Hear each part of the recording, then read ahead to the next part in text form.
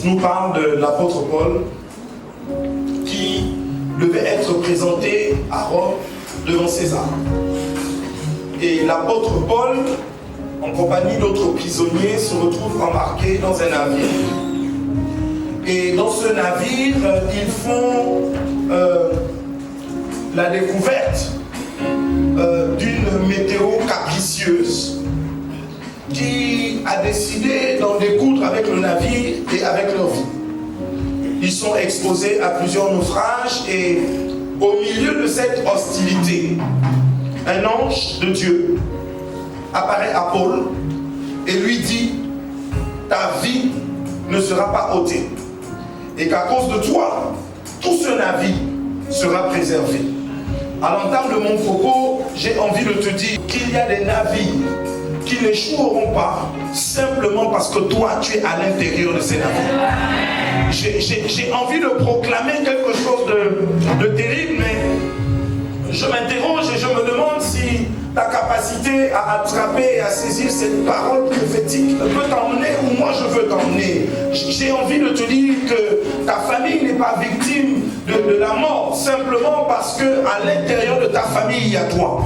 J'ai envie de te dire que si toi tu n'existais pas, certainement ta famille aujourd'hui serait dans des situations extrêmement exécrables. Que s'il y a des victoires autour de toi, c'est simplement parce que en toi Dieu a déposé sa puissance, a déposé sa présence. Et c'est toi l'ambassadeur de la grâce et de la faveur dans ta famille.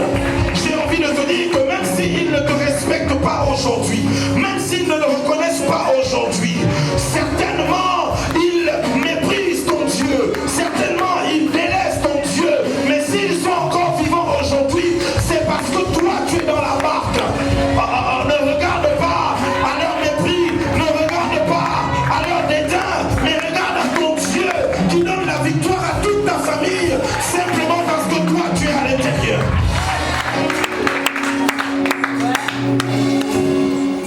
Des gens sont bénis à cause de toi. Certaines personnes se sont mariées à cause de toi. Certaines personnes ont eu leur premier travail à cause de toi. Des fois même tu n'as pas besoin de prier. Paul n'avait pas besoin de se lamenter ou de crier. La seule chose, il était simplement présent dans la barque. J'ai envie de te dire ce matin, tu n'as pas besoin de te lamenter. Tu n'as même pas besoin d'élever la voix vers Dieu. Simplement parce que tu es présent, Dieu est présent. My God. Je dis simplement parce que tu es présent, Dieu est présent. Or, je vais libérer sur la vie de cette personne ce matin. Que simplement parce que tu es présent, ta famille connaîtra le succès.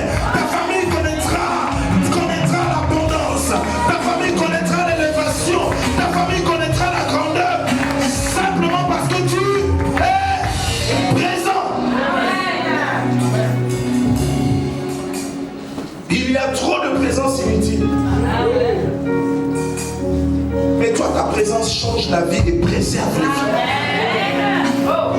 Le temps est venu pour les enfants de Dieu de changer radicalement le cours de l'histoire de nos familles, simplement à cause de nos présences. Et nous devons réussir à élever des voix vers l'Éternel. Pas pour lui dire Seigneur, sois présent, parce qu'il est déjà présent. Mais pour lui dire Seigneur, ouvre les écailles de leurs yeux, afin qu'ils voient la grandeur de ta bonté par ma présence dans leur vie.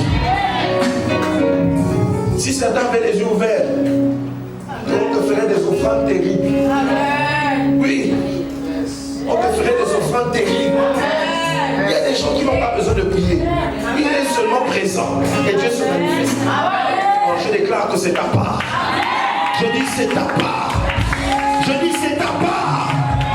Le temps est venu où on n'aura même plus besoin de parler. Rien que par ta présence, tu prêches et tu prophétises. Il y a des vies par leur présence. Elles prêchent et elles prophétisent.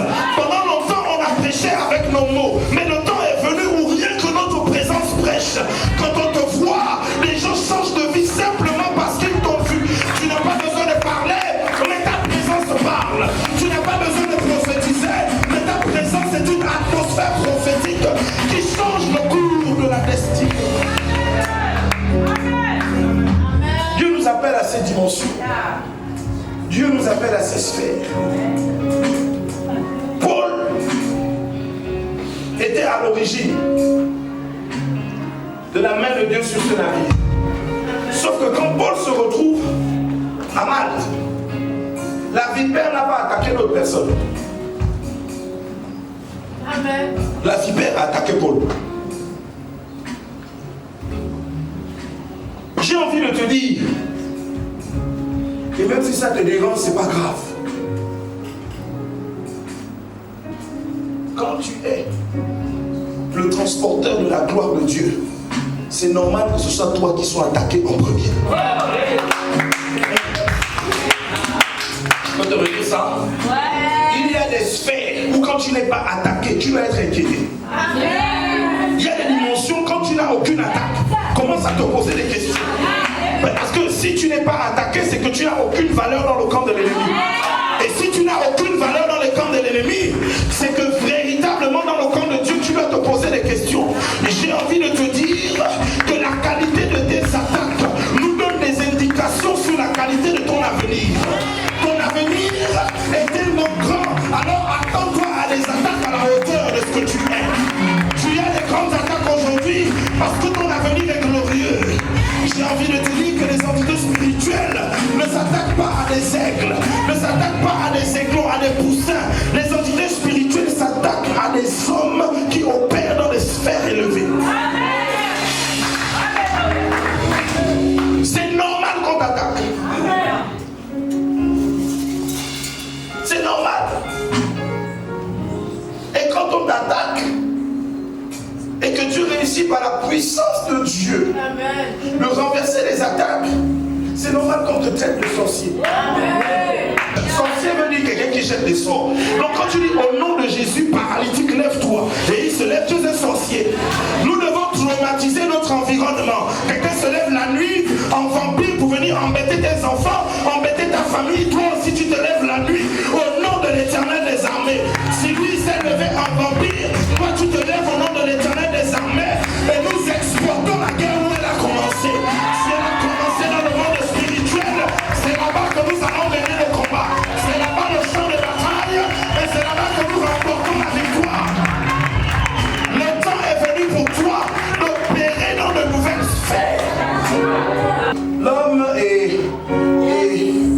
tridimensionnel et l'une des forces, sinon l'origine même de la force de l'homme, se situe à ce niveau-là. Nous sommes à la fois hommes, mais nous sommes aussi à la fois divins. Est-ce que vous comprenez un peu? Et donc quand tu nourris, la nature que tu choisis de nourrir, c'est la nature que tu choisis de renforcer. Mais quand tu quittes la dimension de la terre et tu connectes ton esprit à l'esprit de Dieu, il y a un processus bizarre qui est enclenché. En fait, le monde spirituel est régi de la façon suivante. Le ciel, le monde de l'esprit est comme l'homme et la terre est comme la femme. En fait, il y a une semence que tu dois récupérer dans l'esprit et que tu dois véritablement déposer sur la terre afin d'enfanter ton miracle. Et il n'y a que les hommes qui acceptent les attaques qui peuvent surfer à cette dimension. Dis-moi qui est ton Goliath et je te dirai qui tu es. Ils auront peur de toi. Moi, t'es regardé et dit, ah,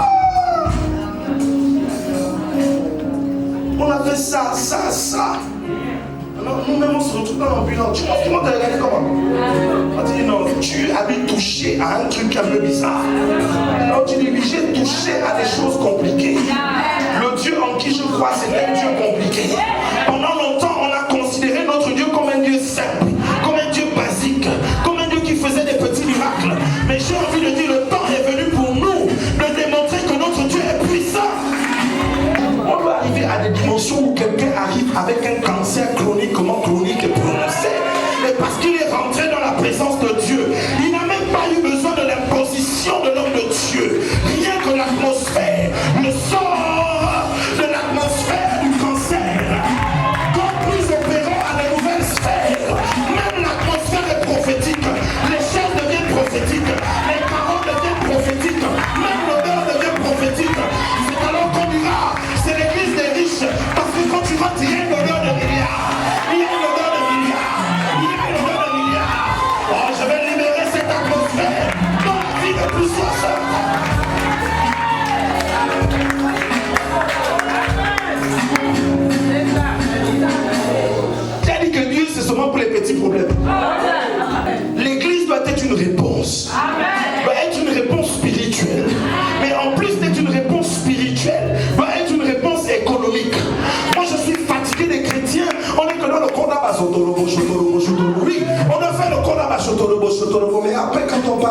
cache mon nez. L'onction, c'est pas seulement pour faire tomber les gens. L'onction, c'est pas seulement pour parler en langue. L'onction nous donne des capacités surnaturelles. L'onction doit te donner la capacité de produire des richesses. L'onction doit te donner la capacité d'être un homme d'affaires à succès. L'onction doit te donner la capacité d'être une femme d'affaires à succès. Tu ne peux pas avoir l'onction simplement pour chasser les démons. Mais le temps est venu pour moi de rentrer dans l'abondance. De rentrer dans l'abondance et dans la grâce. De rentrer dans l'abondance et dans la faveur.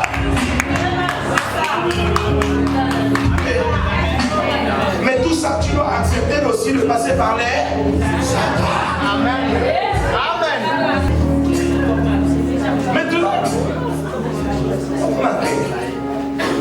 pourquoi la vipère s'est attachée à sa main alors que son pied était plus proche du sol que sa main? Pourquoi la vipère ne s'est pas attachée à son pied, mais s'est attachée à sa main? Vous savez, les ennemis de vos destinées ont parfois des informations que vous vous ignorez, ou que vous avez, mais que vous faites semblant d'ignorer. Le serpent connaissait déjà la parole prophétique liée au pied. Il savait que s'il mord le pied, la seule chose qu'il peut faire, c'est de ralentir. Parce qu'il mordait simplement le talon. Mais qu'après avoir mordu le talon, la postérité de la femme allait forcément écraser sa tête. Vous comprenez un peu? Donc le serpent savait qu'il y a déjà eu trop de têtes de serpents écrasées. Et que ça ne sert à rien d'être la prochaine tête qui va être écrasée. Et donc le serpent s'est attaqué à sa main. Maintenant, que symbolise la main? Et c'est là où je commence à prêcher. Dans l'ancienne alliance, Dieu venait de créer le monde. Et donc, les entités spirituelles se battent pour l'occupation des territoires.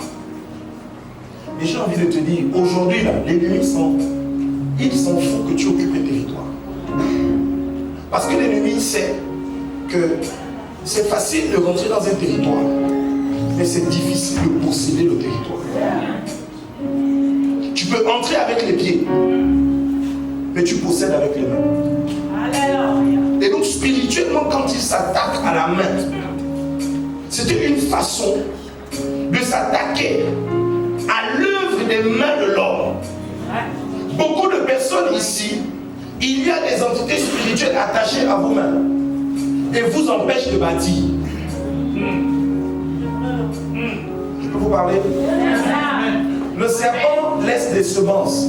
Si Christ, en venant dans ta vie, a semé la foi, le serpent, en s'attachant à ta main, sème la peur.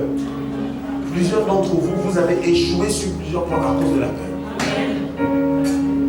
Tu as échoué de te lancer dans une affaire à cause de la peur. Tu as échoué de bâtir une maison à cause de la peur. Tu veux lancer une affaire, mais tu te regardes, je n'ai pas le diplôme nécessaire. Ah, vraiment, moi, je viens encore mettre ma tête dans les choses comme ça, on veut rester comme ça. La peur. L'une des choses qui accompagne la peur, c'est l'incrédulité. Il y a trop de gens attachés au mot impossibilité. Et ça, c'est un symbole que spirituellement, une entité spirituelle s'est attachée à ta main. L'impossibilité ne sera jamais ton partage. Comme Paul a secoué sa main dans le feu, de façon prophétique ce matin, je libère sur ta vie une force surnaturelle, afin que toute entité spirituelle qui s'était attachée à ta main soit secouée dans le feu. Je dis soit secouée dans le feu. Je dis soit secouée dans le feu. Je dis soit secouée dans le feu. Deuxièmement, par la main, tu peux recevoir. Il y a beaucoup qui reçoivent, mais qui ne gardent pas. Le serpent s'est attaché à sa main, mais la Bible ne dit pas le serpent le morda.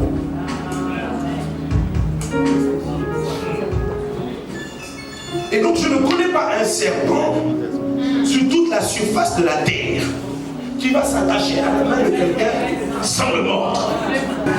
Le ça. C'est que Paul, le serpent s'est attaché à son corps. Sauf que le serpent, en mordant Paul, devait goûter à quelque chose qui va au-delà de son corps. Paul a accepté Christ dans sa vie comme sauveur et Seigneur. Et la Bible me dit que quand tu acceptes Christ dans ta vie comme sauveur et Seigneur, non seulement les choses anciennes sont passées, mais tu es impacté par le sang de Jésus. L'entité